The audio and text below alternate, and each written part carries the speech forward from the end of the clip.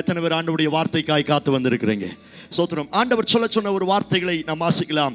மீகா எழுதின தீர்க்க தரிசன புஸ்தகம் 7வது அதிகாரம். மீகா 7வது அதிகாரம் அதனுடைய 8வது வசனத்தை நம்ம எல்லாரும் சேர்ந்து முன்னாடி பார்த்து நாம் வாசிப்போம். மீகா 7:8. என் சத்துருவே, எனக்கு விரோதமாய் சந்தோஷப்படாதே. நான் விழுந்தாலும் எழுந்திருப்பேன். நான் இருளில் உட்கார்ந்தால் கர்த்தர் எனக்கு வெளிச்சமாய் இருப்பார். கர்த்தர் இந்த வார்த்தைகளை நமக்கு ஆசீர்வதித்து தருவாராக. என் சத்துருவே, எனக்கு விரோதமாய் சந்தோஷப்படாதே. நான் விழுந்தாலும் எழுந்திருப்பேன். நான் விழுந்தாலும் எழுந்திருப்பேன். தேவ சமூகத்தில் காத்திருக்கும் பொழுது இந்த ஒரு வார்த்தையை ஆண்டவர் தீர்க்க தரிசனமாய் என்னோடு இடைப்பட்டார்.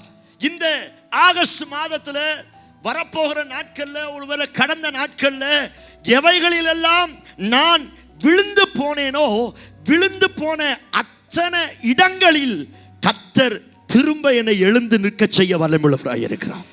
எத்தனை ஒரு ஆமென் சொல்றீங்க? அந்த தெளிவா அந்த ஒரு வார்த்தை ஆண்டவர் சொன்னார், விழுந்ததெல்லாம் எழும்பும் என்று கர்த்தர் வாக்குத்தத்தம் பண்ணுகிறார். ஒரு 3 முறை என்னோடு சொல்லுங்க, விழுந்ததெல்லாம் எழும்ப போகிறது. சத்தமா சொல்லுங்க, விழுந்ததெல்லாம் எழும்ப போகிறது. இன்னும் ஒரு முறை நல்ல சத்தமா, விழுந்ததெல்லாம் எழும்ப போகிறது. நம்புறவங்க நல்ல கையை தட்டி கர்த்தருக்கு மகிமையை செலுத்துங்க. Praise God, hallelujah. எந்த காரியங்கள் விழுந்ததோ, எது விழுந்ததோ, அல்லது யார் விழுந்தார்களோ, விழுந்த அத்தனையும் இந்த நாட்களில் எனக்காய் கர்த்தர் எழுப்ப போகிறார். பக்கத்தில் உங்களுக்கு பார்த்து சொல்லுங்க, விழுந்ததெல்லாம் எழும்ப போகிறது. ஆமென், ஹல்லேலூயா. எத்தனை பேரை நம்புறீங்க? நான் விழும் பொழுது எப்படி எனக்கு பிடிக்காத மனிதர்கள் சந்தோஷப்படுகிறார்களோ, அதே போல எப்பொழுதெல்லாம் நான் கீழே விழுந்து போகிறேனோ அப்பொழுதெல்லாம் சத்துருவும் என்ன செய்கிறான்? சந்தோஷப்படுகிறான். இன்றைக்கு அந்த சத்துருவை பார்த்து நாம் பேச போகிறோம். என் சத்துருவே, என் நிமித்தம் நீ சந்தோஷப்படாத. நான் விழுந்தது உண்மைதான், நான் விழுந்தது உண்மைதான். ஆனா திரும்ப கர்த்தரனை எழுப்ப வல்லமையுள்ளவராய் இருக்கிறார். எத்தனை பேர் ஆமென் சொல்றீங்க? உங்க குடும்பத்திலேயே சரி, அல்லது உங்க தனிப்பட்ட வாழ்க்கையிலும் சரி, எதெல்லாம் விழுந்து போச்சோ அவைகளை எல்லாம் கர்த்தர் இந்த நாட்களில் திரும்ப எழுப்ப போகிறார். நான் மறுபடியும் இந்த வார்த்தையை அறிக்கை செய்ய சொல்லுகிறேன், விழுந்ததெல்லாம் திரும்ப எழும்ப போகிறது. எத்தனை பேர் ஆமென் சொல்றீங்க? சோத்திரம். விழுந்த இடத்துல கர்த்தர் மறுபடியும் திரும்ப நம்ம எழுப்ப போகிறார். பேதுரு தண்ணீரை மூழ்கினான். இயேசுவை பார்த்த உடனே, நீர் தான் இயேசுவா, நான் வருகிறேன் அப்படின்னு தைரியமா 2-3 ஸ்டெப் எடுத்து வச்சு வந்தான். முன்னாடி பார்த்த காற்றையும் கடலையும் பார்த்து அவனை அறியாமலே தண்ணியில் என்ன செஞ்சான்? மூழ்கிட்டான். அவன் மூழ்கிறத பார்த்துட்டு கூட வந்த 11 பேரும் ஒருத்தன் கூட காப்பாற்ற இறங்கி வரல, ஒருத்தன் கூட அவனுக்கு உதவி செய்ய இறங்கி வரல. அவன் விழும் பொழுது இயேசுவே என்று கூப்பிட்டான். பைபிளில் வாசிக்கிறோம், இயேசு தம்முடைய கரத்தை நீட்டி அவனை தூக்கி எடுத்து நிலுப்பினார். எத்தனை பேர் ஆமென் சொல்றீங்க? சத்தமா ஒரு ஆமென் சொல்லுங்களேன். இயேசு தம்முடைய கரத்தை நீட்டி அவனை தூக்கி எடுத்தார். அந்த வார்த்தை இப்படி கேட்கிறேன், இயேசு அவனை தூக்கி எடுத்து இடுப்புல வச்சாரா, தோல்ல வச்சாரா, தலையில வச்சாரா? எங்கேயும் வைக்கல, எந்த இடத்துலயும் வைக்கல.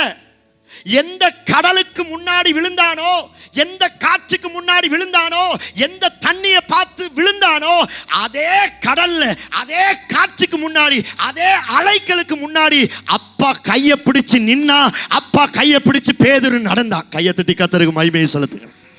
Praise God, hallelujah. நான் விழுந்த இடத்துல ஆண்டவர் என்னை மறுபடியும் நிற்க நடக்க பண்ணுகிறார்.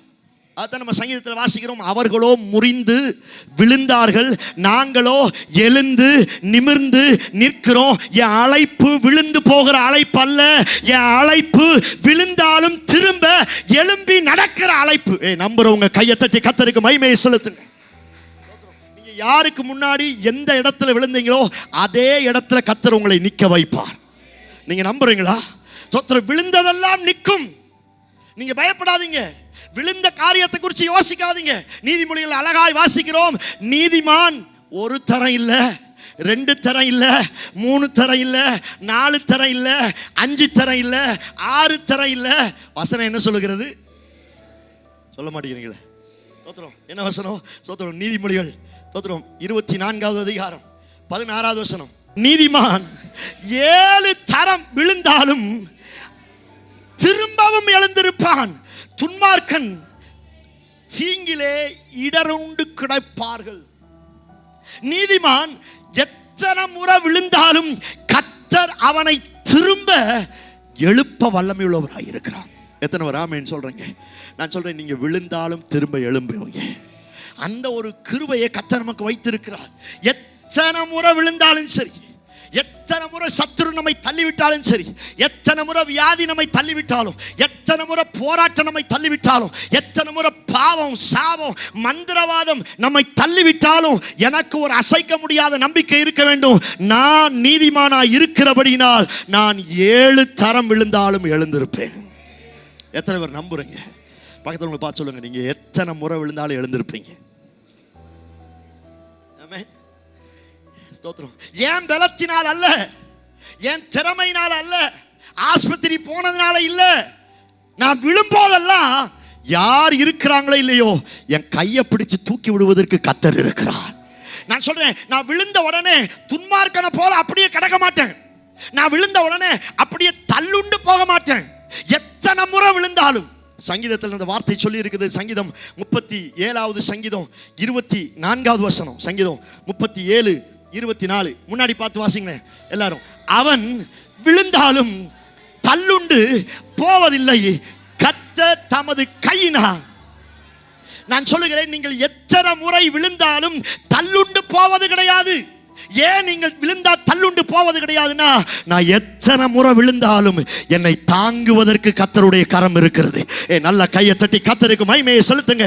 சபை விழும்போதெல்லாம், சபை விழும்போதெல்லாம், இந்த வார்த்தையை நீங்கள் சரியாக அறிந்து கொள்ளுங்கள். நீங்கள் விழும்போதெல்லாம், உங்கள் பிள்ளைகள் விழும்போதெல்லாம், சபை விழும்போதெல்லாம் ஒரு கூட்டம் சந்தோஷப்படுகிறது, ஒரு கூட்டம் மகிழ்ச்சி ஆகிறது. ஆனா அந்த டைம்ல எந்த கூட்டம் மகிழ்ச்சி ஆகிறதோ, எந்த கூட்டம் சந்தோஷம் அடைகிறதோ, அந்த மூஞ்சில கரிய பூசுற அளவுக்கு அவர்களுக்கு முன்னாடி கர்த்தர் என்னை தாங்கி, கர்த்தர் என்னை தூக்கி அதே இடத்துல என்னை நிறுப்புகிறார். நம்புறீங்களா? நான் சொல்லுகிறேன், நீங்கள் விழுந்தாலும் எழுந்திருப்பீர்கள்.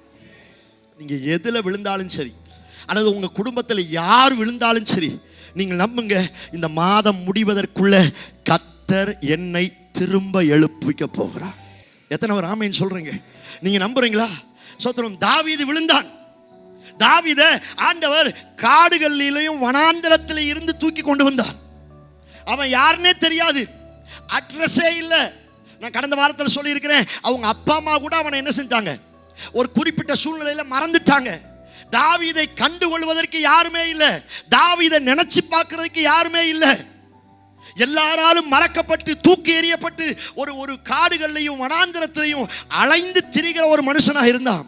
அந்த மனுஷனை ஆண்டவர் கண்டுபிடிச்சி தூக்கி சிங்காசனத்தில் வச்சார். தூக்கி எங்க வச்சாரு? தூக்கி எங்க வச்சாரு? சொல்ல மாட்டேங்கிறீங்களே. சிங்காசனத்தில் வச்சார். சிங்காசனத்தில் வச்ச அந்த தாவீது ஒரு காலகட்டத்தில் தன்னை அறியாமல் செய்த சில பாவத்தினால, சில மீறுதலினால, சில தவறினால சிங்காசனத்தில் விழுந்தவன், உட்கார்ந்தவன் எங்க விழுந்தான்? இந்த டேஸை குளிப்பாட்டி நடு வீட்டில் வச்சா அந்த டேஸ் மறுபடியும் எங்க போகுமா? எப்படி கேள்விப்பட்டிருக்கீங்களா? அதை குளிப்பாட்டி, என்னதான் குளிப்பாட்டி பவுடர் போட்டு துண்டு வச்சு, என்னதான் அதுக்குன்னு ஒரு செட்டப் எல்லாம் பண்ணி அழகா நடு வீட்டில் வச்சாலும் அது புத்தி மறுபடியும் எங்கதான் போகுமா? அங்கதான் போகுமா? இவனை அழகா கீழே இருந்து அழகா கிருபையினால, ரத்தத்தினால அவருடைய சரீரத்தையே ஈவா கொடுத்து அவனை தூக்கி மேல வச்சாரு. மேல வச்ச அவன் சில பாவத்தினால கீழே விழுந்துட்டான். கீழே விழுந்த அவனை ஆண்டவர் அப்படியே தள்ளி விடல. கீழே விழுந்த அவனை நீ எனக்கு வேண்டான்னு சொல்லல. கீழே விழுந்த அவன் திரும்ப ஆண்டவருடைய சமூகத்தில் காத்திருக்கும் பொழுது, திரும்ப தேவ சமூகத்தில் ஒப்பு கொடுக்கும் பொழுது, பைபிள்ல வாசிக்கிறோம், தாவீதுடைய வாழ்க்கையை திரும்ப கர்த்தர் கட்டி எழுப்பினார். எத்தனை பேர் ஆமென் சொல்றீங்க? நான் சொல்றேன், விழுகிறது பெருசு இல்ல, விழுந்த பிற்பாடு எனக்குள்ள ஒரு மாற்றம் வர வேண்டும். விழுந்த பிற்பாடு எனக்குள்ள ஒரு கமிட்மெண்ட் வரணும், எனக்குள்ள ஒரு மனம் திரும்புதல் வரணும். எப்பொழுது மனம் திரும்புதல் வருகிறதோ அப்பொழுதே கர்த்தர் என்னை திரும்பவும் உயிர்ப்பிப்பார். எத்தனை ஒரு ஆமென் சொல்றீங்க? சங்கீதம் 51 சங்கீதத்தில் இவன் அழுகிறான், ஆண்டவரே ஈசோப்பினால் என்னை கழுவும், என்னை சுத்திகரியும், உம்முடைய இரட்சணியத்தின் சந்தோஷத்தை திரும்பவும் எனக்கு தாரும், உம்முடைய உற்சாகமான ஆவி திரும்பவும் என்னை என்ன செய்யட்டும், தாங்கும்படி செய்யும். இவன் ஆண்டவர்கிட்ட கேட்ட, ஆண்டவரே திரும்பவும் என்னை உயிர்ப்பீங்க, ஆண்டவரே திரும்பவும் என்னை கட்டுங்கப்பா. அந்த வார்த்தையை சொல்லி இருக்கிறதுல ஆமோஸ் 9வது அதிகாரம் 12வது வசனம், அந்நாளிலே விழுந்து போன தாவீதின் கூடாரத்தை நான் திரும்ப எடுப்பித்து அதன் திறப்புகளை அடைத்து அதில் பழுதாய் போனவைகளை சீர்படுத்தி பூர்வ நாட்களில் இருந்தது போல. எத்தனை பேர் ஆமென் சொல்றீங்க? இந்த தாவீதின் கூடாரம் ஒரு கட்டத்தில் கீழே விழுந்துச்சு. தேவனை விட்டு, தேவன் வைத்திருந்த இடத்தை விட்டு, தேவன் வைத்திருந்த பொசிஷனை விட்டு இந்த தாவீதின் கூடாரம் கீழே விழுந்துச்சு. கீழே விழுந்த கூடாரத்தை சீ போன ஆண்டவர் தூக்கி போடல. கீழே விழுந்த கூடாரத்தை நீ அப்படியே போயிரு, என் முகத்திலே முழிக்காத அப்படின்னு சொல்லல. விழுந்து போன கூடாரத்தை இந்த தாவீது, ஆண்டவரே எனக்கு திரும்பவும் திரும்பவும் நான் மன்னிப்பு கேட்கிறேன், என்னை உயிர்ப்பியும் அப்படின்னு ஆண்டவர்கிட்ட கேட்கும் பொழுது விழுந்து போன தாவீதின் கூடாரத்தை திரும்பவும் கர்த்தர் எழுந்திருக்க செய்தாராம். இந்த வார்த்தையை தான் நான் மறுபடியும் சொல்லுகிறேன். உங்க கூடாரம் விழுந்தாலும், உங்கள் சரீரம் விழுந்தாலும், உங்கள் பொருளாதாரம் விழுந்தாலும், உங்கள் பிள்ளைகள் விழுந்தாலும், உங்க வேலை விழுந்தாலும், உங்க கையின் பிரயாசம் விழுந்தாலும், உங்க வாழ்க்கை விழுந்தாலும், உங்களுக்குள்ள ஒரு நம்பிக்கை வர வேண்டும். நான் எத்தனை முறை விழுந்தாலும் தேவ சமூகத்தில் காத்திருக்கும் பொழுது திரும்பவும் கர்த்தர் என்னை கட்டி எழுப்ப வல்லமை உள்ளவராய் இருக்கிறார். நல்ல கையை தட்டி ஆமென் சொல்லுங்களேன். நீங்க கட்டப்பட விரும்பலையா? நீங்க திரும்ப எழும்ப விரும்பலையா? இன்னும் எவ்வளவு நாள் தான் வெளியில இருப்பீங்க? இது வெளியில இருக்கிற நாட்கள் அல்ல, இது கீழே விழுந்து கிடக்கிற நாட்கள் அல்ல, இது சபை மறுபடியும் தன் சாணத்திற்கு வருகிற நாட்கள். கர்த்தர் உனக்குன்னு ஒரு ஸ்தானத்தை வச்சிருக்கிறார். கர்த்தர் உனக்குன்னு ஒரு பொசிஷன் வச்சிருக்கிறார். அந்த பொசிஷன்ல ஒருவேளை நீ இல்லாம நீ கீழே விழுந்திருந்தா இன்றைக்கு கர்த்தர் திரும்ப ஒரு சான்ஸை கொடுக்கிறார். கொஞ்சம் ஒப்பு கொடுத்தா போதும், கொஞ்சம் ஒப்பு கொடுத்தா போதும், திரும்ப உன் ஸ்தானத்துக்கு கர்த்தர் கொண்டு வந்து உன்னை நிறுத்த வல்லமை உள்ளவராய் இருக்கிறார். நல்ல கையை தட்டி கர்த்தருக்கு மகிமையை செலுத்துங்க. ஆரம்பம் நல்லா தான் இருக்கும். சொத்தை பிரித்து வாங்கிட்டு போகும்போது எப்படி தான் இருந்துச்சு? சொல்ல மாட்டேங்கிறீங்களே. நல்லா தான் இருந்துச்சு. ஏன்னா கை நிறைய என்ன இருக்குது? பணம், சுற்றிலும் நண்பர்கள், நினைச்சு கண் போன போக்கில் வாழ்றது, கால் எல்லாம் நல்லா தான் இருந்துச்சு. சொத்து குறைய குறைய வாழ்க்கை வேற இடத்துக்கு நோக்கி போக ஆரம்பிச்சது. வேற ஒரு இடத்துக்கு போக ஆரம்பிச்சது. சபை இந்த வார்த்தையை சரியாக கவனித்துக் கொள்ளட்டும். எனக்குன்னு கர்த்தர் ஒரு பொசிஷனை வச்சிருக்கிறார், எனக்குன்னு ஒரு ஸ்தானத்தை வச்சிருக்கிறார். நான் சில உலக கவர்ச்சியினால, உலகத்தின் பாவத்தினால என் பொசிஷனை விட்டுட்டு இப்ப யாருக்கு பக்கத்துல போய் நிக்கிறேன்? அப்பா பக்கத்தில் இருந்தவன் இப்ப யார் பக்கத்தில் இருக்கிறான்? சொல்ல மாட்டேங்கிறீங்களே. பண்ணி பக்கத்தில் இருக்கிறாங்க. அந்த பொசிஷனை பாருங்க. ஜஸ்ட் இமேஜின் பண்ணி பாருங்க. ஒரு காலத்துல அப்பா பக்கத்துல அவன் அங்கிருந்து எழும்பும் பொழுதே ஒரு வார்த்தை சொல்லுகிறான், என் தகப்பன் வீட்டில் அநேக, சொல்ல மாட்டேங்கிறீங்களே, வேலைக்காரர்கள் உண்டு. அவன் அப்பதான் அவனுக்கு புத்தியே வருது. பண்ணிக்கு பக்கத்தில் போனா தான் நிறைய பேருக்கு என்ன வருது சொல்லுங்களேன்? சோத்திரம். பிரியாணி சாப்பிடும் போதெல்லாம் ஞாபகம் வர மாட்டேங்குது. சாப்பாட்டுக்கே வழி இல்லாம ஐயோ அப்படிங்கிற போதுதான் ஒரு சிலருக்கு ஞாபகமே என்ன செய்யுது. அப்பத்தான் இவனுக்கு ஞாபகம் வருது, என் தகப்பன் வீட்டில் அநேக வேலைக்காரர்கள் உண்டு. அப்படின்னா கண்டிப்பா இவன் ட்ரெஸ்ஸை இவன் துவைச்சிருக்க மாட்டான். ஆமீன் சொல்ல மாட்டேங்கிறீங்களே. கண்டிப்பா இவன் கிச்சன்ல போய் பால் காய்க்கிறதோ இல்ல காப்பி போடுறதோ டீ போடுறதோ சமையல் பண்றதோ இவனுடைய வேலை. சொல்ல மாட்டேங்கிறீங்களே. இல்ல, ஒருவேளை நம்ம வீட்டு பிள்ளைங்க செய்யறது போல இவன் பெட்ஷீட்டை கூட இவன் என்ன செஞ்சிருக்க மாட்டான், மடிச்சு வச்சிருக்க மாட்டான். ஏன்னா அதுக்கெல்லாம் யார் இருக்குது? ஆள் இருக்குது. ஒருவேளை சொல்ற இவன் வீடெல்லாம் என்ன செஞ்சிருக்க மாட்டான். சொல்ல மாட்டேங்கிறீங்களே. கூட்டி இருக்க மாட்டான். ஏன்னா அதுக்கு யார் இருக்கிறது? ஆள் இருக்கிறது. ஆண்டவர் இவன் தகப்பன் வீட்டில் இருக்கும் பொழுது இவனை எழுந்து நிற்க வைத்தார். இவனை ஒரு பெரிய பொசிஷன்ல வச்சார். இவன் எப்ப தகப்பனை விட்டு மாறினானோ அப்ப பக்கத்துல யார் வந்துச்சு? சொல்லுங்களேன். பக்கத்தில் உங்களை கண்ணை பார்த்து சொல்லுங்க, அப்பா பக்கத்தில் இருக்கிற வரைக்கும் தான் உனக்கு வேல்யூ. சொல்லிட்டீங்களா? அப்பா விட்டு கொஞ்சம் தப்பா போனீங்கன்னா எங்கதான் இருக்கணும்? திரும்ப இடம்லாம் பண்ணி. நான் சொல்றேன், வீட்டில் இருந்தா வேலை செய்ய முடியாது, ஆனா இங்க வேலை செஞ்சாதான் இவனுக்கு என்னது? சாப்பாடு. அதுவும் பெரிய வேலை இல்லை. என்ன வேலை? பண்ணி மேய்க்கிற வேலை. இவன் பண்ணி வீட்டில் அவன் அப்படியெல்லாம் இல்லைங்க. வீட்டில் ராஜா வீட்டு கண்ணுக்குட்டி மாதிரி இருந்தான், இப்ப பன்னிக்குட்டி கூட படுத்து கிடக்குறான். நான் சொல்றேன், நீங்க தேவனை விட்டு, தேவ சமூகத்தை விட்டு, தேவ வார்த்தையை விட்டு விலகினீங்கன்னா நமக்கு தெரியாது, ஒரு காலகட்டம் வரும். அந்த காலகட்டத்தில் பண்ணி சாப்பிடுற சாப்பாட்டு கூட போய் சண்டை போடணும். சாப்பாடெல்லாம் திருப்தியா சாப்பிட்டு ஏப்பம் விட்ட நாட்கள் எங்க? இப்ப பண்ணி சாப்பாட்டு மேல பொறாமப்படுறான். ஐயோ சாப்பிடுதே, நான் சாப்பிடாம இருக்கிறேனே, ஐயோ சாப்பிடுதே, நான் சாப்பிடாம இருக்கிறேனே. கவனிக்கிறீங்களா?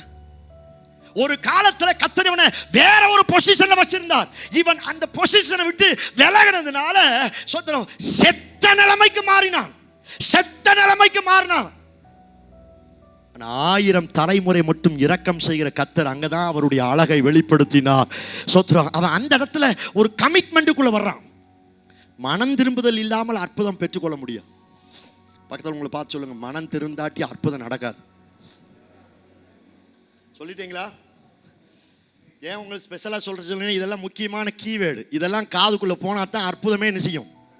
அப்பா இருக்கிறாங்க, அப்பா பார்த்துக்கிடுவாங்க. அம்மா இருக்கிறாங்க, அம்மா பார்த்துக்கிடுவாங்க. எனக்கு திறமை இருக்குது, நான் பார்த்துக்கிடுவேன். எனக்கு என்ன, நான் இன்னைக்கு விட்டா என்ன செய்வேன்? நான் பார்த்துக்கிறேன். எனக்கு உடல்ல தெம்பு இருக்குது, நான் யாரை நம்பி நான் பிறந்தேன்? போங்கடா போங்க. அப்படியெல்லாம் நம்ம திமிரா இருந்தோம்னா ஒரு காலகட்டத்தில் பண்ணி கூட தான் நம்ம சாப்பாடுக்கு சண்டை போடணும். சபை சரியாய் அறிந்து கொள்ளட்டும்.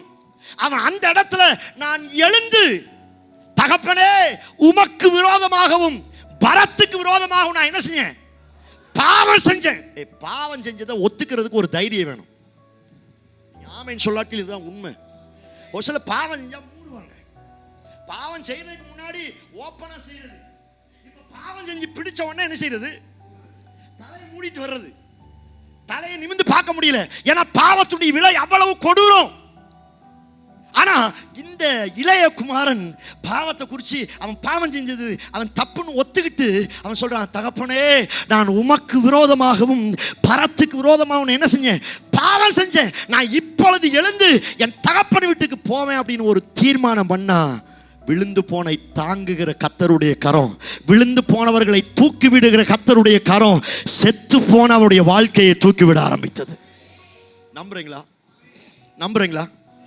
கவனிக்கிறீங்களா? நான் அந்த வார்த்தையை தீர்க்க தரிசனமா சொல்றேன். இந்த மாதத்துக்கு பிற்பாடு செத்து போனதெல்லாம் திரும்ப எழும்ப போகிறது. நல்ல ஒரு ஆமென் சொல்ல மாட்டேங்கிறீங்களே. செத்து போனதெல்லாம் திரும்ப எழும்ப போகிறது. உங்க வாழ்க்கையில எது செத்து போனாலும், உங்க குடும்பத்தை யார் செத்து போனாலும், நம்புறீங்களா? செத்து போறது அப்படிங்கிறது இயற்கை எழுதினார். அவங்க இல்ல. 3 வருஷத்துக்கு முன்னாடி அவங்க செத்து போயிட்டாங்க. அவங்க இல்ல. ஆவிக்குரிய வாழ்க்கையில செத்து போனது. இப்ப பெரியவன் வந்து கேட்கிறான், இவனுக்கு போய் பொங்கல் வைக்கிறீங்களே, இவங்களுக்கு போய் கெடா விருந்து வைக்கிறீங்களே, இதெல்லாம் நியாயமா? அப்ப தகப்பன் சொல்லுகிறான், எப்பா அவன் மரித்தான். மரித்தவன் இப்ப மீண்டும் என்ன செஞ்சிருக்கிறான்? உயிரோட வந்திருக்கிறான். அதுக்காகத்தான் அவனுக்கு இந்த விருந்து. தோத்துரும். அவன் எப்பொழுது தகப்பனை விட்டு போனாலும் அவன் செத்து போயிட்டான். தேவ சமூகத்தில் காத்திருக்கும் போது தெளிவா சொன்னார், மரிச்சதெல்லாம் இந்த நாட்களில் திரும்ப எழும்பு இருக்க போகிறது. திரும்ப கர்த்தர் எழுந்திருக்க போகிறார். எத்தனை பேர் ஆமென் சொல்றீங்க? செத்து போனதெல்லாம் எழும்ப போகிறது. ஒரு வார்த்தை சொல்லுவான், தலை முழுகிட்டேன். கோபத்தில் சொன்ன, நீ இப்படியே பண்ணிக்கிறேன்னா தலையில தண்ணியை ஊற்றி உன்னை என்ன செஞ்சிருவேன்? தலை முழுகிடுவேன். தலை மூழ்கியாச்சுன்னா என்ன? அந்த வேர்டுக்கு என்ன அர்த்தம்? அவ்வளவுதான். இனி உனக்கு எனக்கு என்ன இல்லை, சம்பந்தம் இல்லை. தலை மூழ்கியாச்சு, அவ்வளவுதான். இனி என்ன செய்யாது? வராது, இனி நடக்காது. நான் சொல்லுகிறேன், தலை முழுகின காரியத்தை எல்லாம் கர்த்தர் மறுபடியும் உயிரோடு எழுப்பி தர போகிறார். நம்புறீங்களா? சத்தமத்த ஒரு ஆமைன்னு சொல்லுங்களேன். பக்கத்தில் பார்த்து சொல்லுங்க, செத்து போனதெல்லாம் திரும்ப இழப்போம். நம்புறீங்களா? நம்புறீங்களா? உங்களுக்கு தெரியும் எது செத்து போச்சு பாஸ்டர், இது நடக்காது பாஸ்டர், இது கிடைக்காது பாஸ்டர், எனக்கு நேத்து ரிசல்ட் தெரிஞ்சிச்சு பாஸ்டர், இது நான் சொல்றேன், நேத்து ரிசல்ட் தெரிஞ்சதெல்லாம் இன்னைக்கு கர்த்தர் தம்முடைய ஆவியினால தம்முடைய வார்த்தையினால திரும்ப எழுந்து நிற்க செய்ய போகிறார். நான் மறுபடியும் இந்த வார்த்தையை சொல்லுகிறேன், செத்து போனதெல்லாம் எழும்ப போகிறது. ஆமெனே வர மாட்டேங்குது. நான் இன்னும் சத்தமா எதிர்பார்க்கிறேன். செத்து போனதெல்லாம் எழும்ப போகிறது. செத்த பாடியை பிதைக்கிறதுக்கு சோத்திரம் அவங்க அழகா கொண்டு போய்கிட்டு இருக்கிறாங்க. பாடியை தூக்கிட்டு போகும்போது திடீர்னு சொல்லாம கொள்ளாம பாகிஸ்தான் குண்டு போட்ட மாதிரி சொல்லாம கொள்ளாம பக்கத்து தேசத்துக்காரன் சண்டை போட வேண்டாம். இவங்க தூக்கிட்டு போகும்போது அங்க பார்த்தா எதிரி நாட்டுக்காரன் படையெடுத்து வர்றான். தூக்கிட்டு போன அத்தனை பேர் நினைச்சாங்க, இவனை தூக்கி போய் நம்ம முறைப்படி அடக்கம் பண்ணோம்னா அவனுக்கு பக்கத்திலே நமக்கு ஒரு குழியை என்ன வேண்டியதான், வெட்ட வேண்டியதான். இவன் எக்கேடு எட்டு போனா எனக்கு என்னன்னு தூக்கி போட்டுட்டு அவங்களுக்கு பயந்து இவன் ஓட ஆரம்பிச்சான். ஆமென் சொல்ல மாட்டேங்கிறீங்க. தோத்துறோம். செத்து போன பணம், நல்லா கவனிங்க, செத்து போன பணத்தை இவங்க உயிருக்கு பயந்துட்டு அந்த இடத்துல ஒரு பல்ல இருந்துச்சு, அந்த இடத்துல போட்டுட்டு இவன் என் உயிரை காப்பாத்தினா போதுன்னு ஓட ஆரம்பிச்சான். ஆனா விழுந்த இடம் சாதாரண இடம் இல்லை, விழுந்த இடம் சாதாரண இடம் இல்லை. அந்த இடம் எலிசாவை புதைத்த இடம். எலிசாவின் எலும்புகளின் மேல செத்து போன பணம் விழுந்த மாத்திரத்தில் செத்து போன பணம் மறுபடியும் எழுந்து உயிரோடு. ஆமென் சொல்ல மாட்டேங்கிறீங்க. இவங்க ஆல்ரெடி எதிரி நாட்டு படையை பார்த்துட்டு வேகமா ஓடிக்கிட்டு இருக்கிறாங்க. ஓ எதிரி பக்கத்தில் வந்துட்டா அப்படின்னு திரும்ப பார்த்தா மாலையோட ஒருத்தன் பின்னாடி ஓடி வர்றான். யார் ஓடி வர்றது? எவனை இவன் பாடை கட்டி தூக்கிட்டு போனானோ, யாருக்கு மாலையை போட்டு தூக்கிட்டு போனானோ, யாரை கீழே போட்டானோ, திரும்பி பார்த்தா அவன் என்ன செய்யறான், இவன் ஏற்கனவே உயிரை காப்பாற்ற ஓடி வந்துகிட்டு இருக்கிறான்.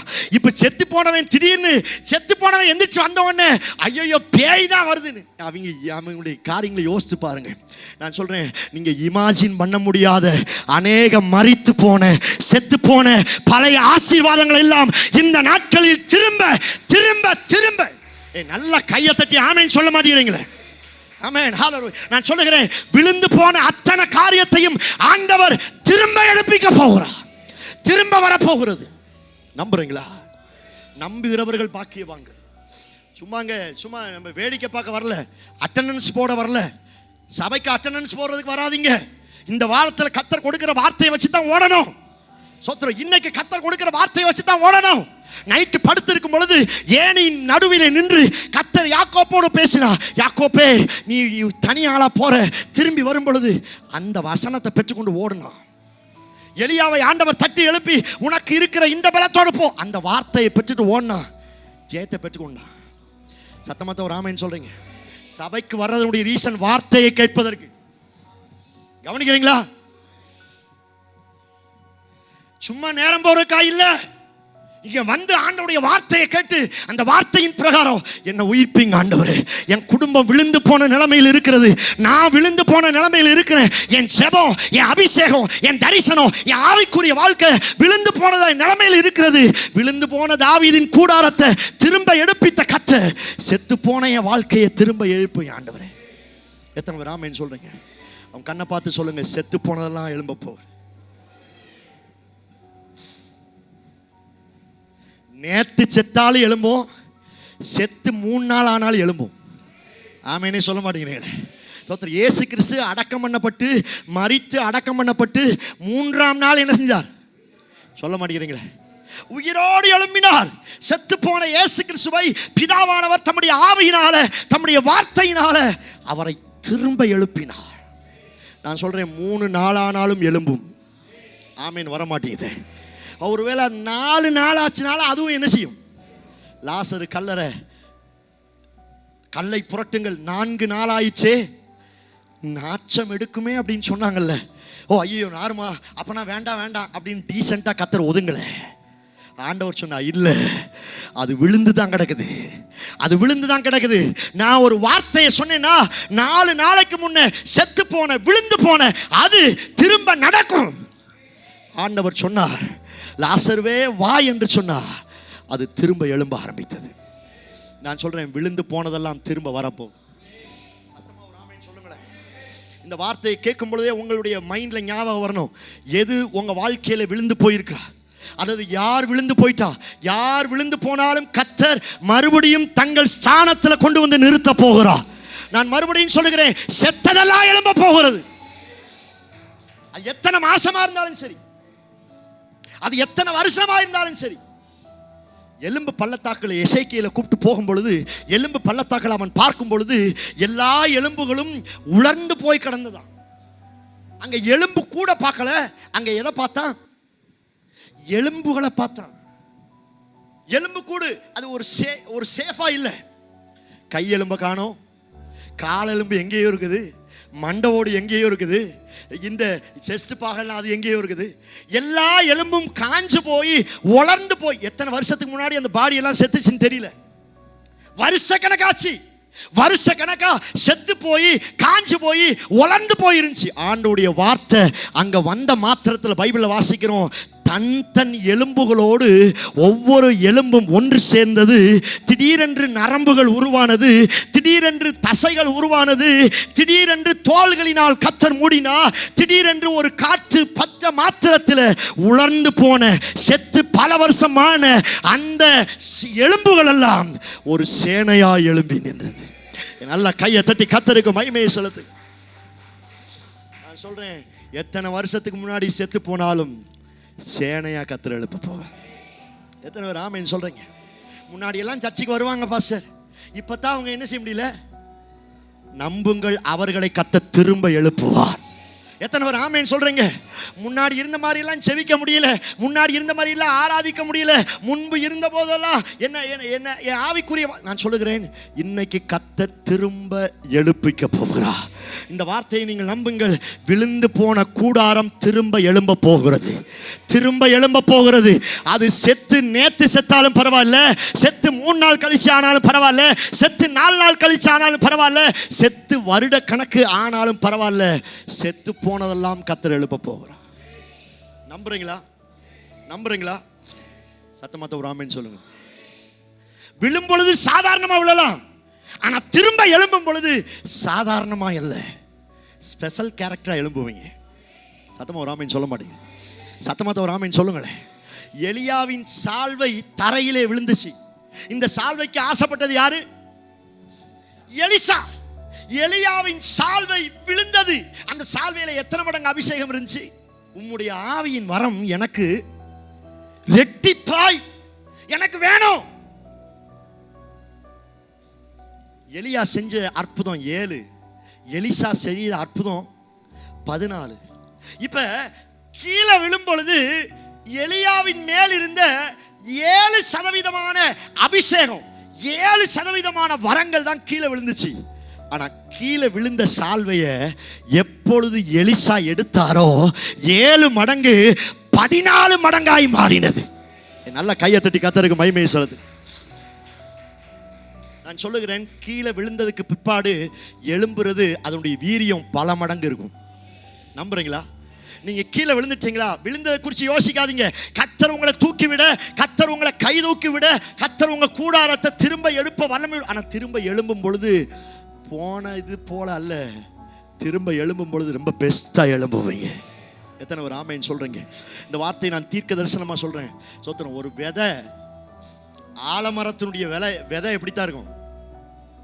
இவ்வளவுதான் இருக்கும், சிறுசுதான்.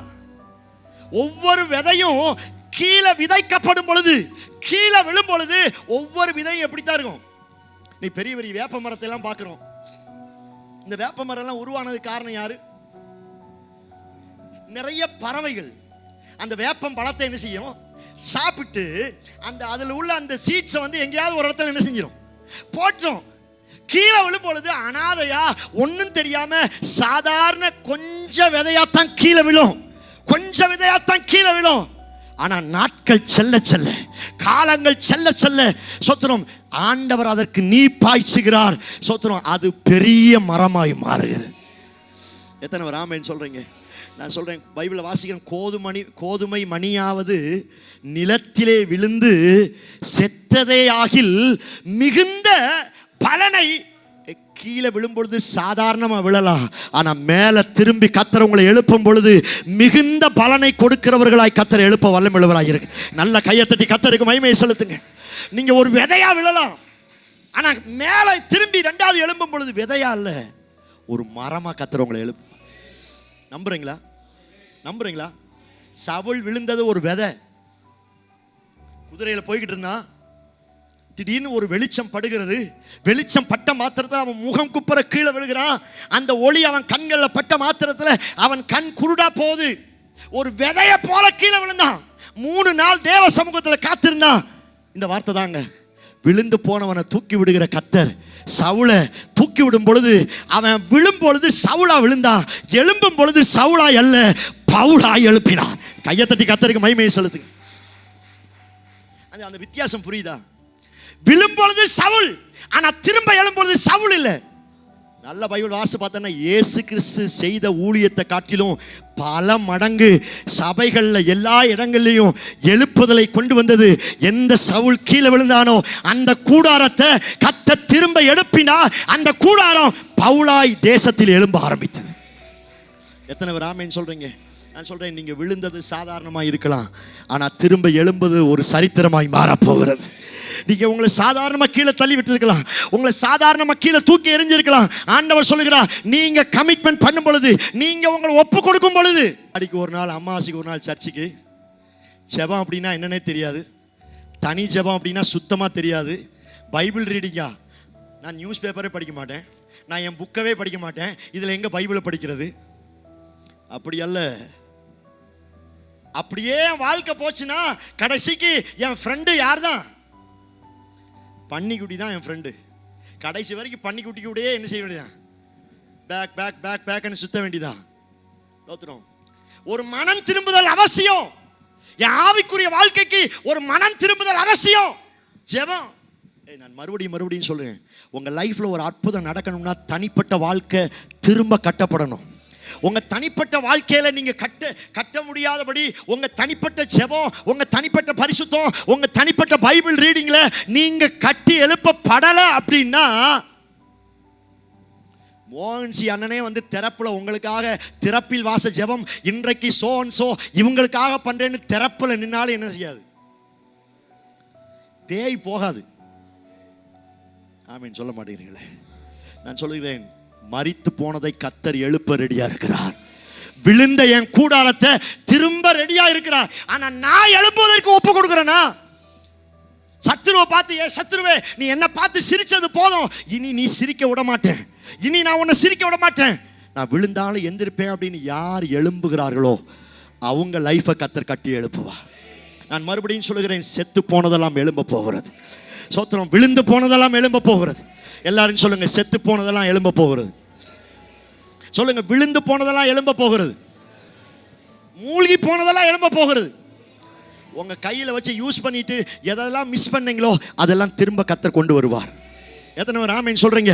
அது வரைக்கும் அந்த கோடாரியை வச்சு நிறைய மரத்தை வெட்டுவதற்கு அந்த கோடாரி பயன்பட்டது. திடீரென்று அந்த கோடாரி அவன் கையிலிருந்து தண்ணியிலே விழுந்தது.